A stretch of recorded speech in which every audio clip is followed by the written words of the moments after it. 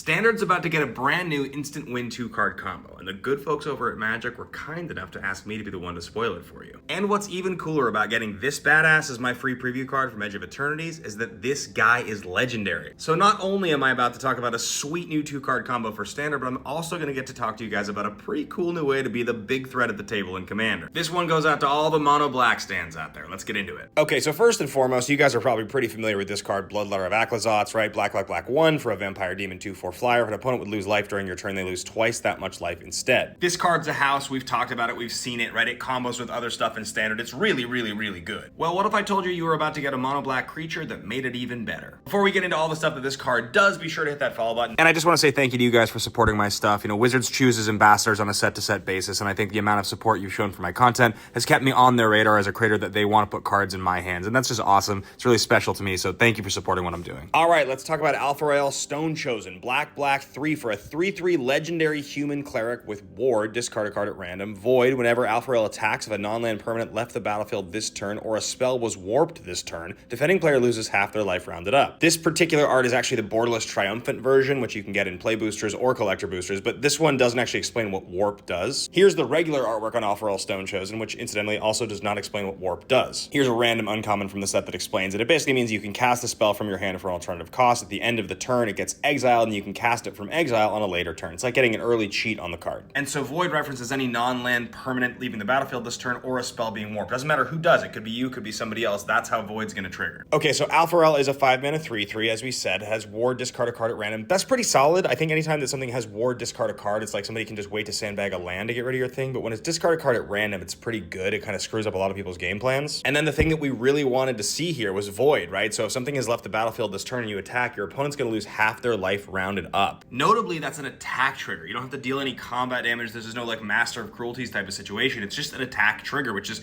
pretty solid. And especially because Void references any non-land permanent, that means that when you go to attack, if you've just like removed your opponent's blocker, for instance, this is going to trigger. And so if you have Bloodletter in play, when you do that attack, the opponent you attack just loses the game outright. The triggers go on the stack, half their life doubles, there you go, you win. And so whether we're talking about a mono black commander deck built around this card or we're talking about Standard, it's still pretty cool. So anyway, there you have it. That's my preview card, Alpha-Rael Stonechosen. Thank you guys so much for supporting my content. And again, thank you to Wizards for giving me this free preview card to share with you guys.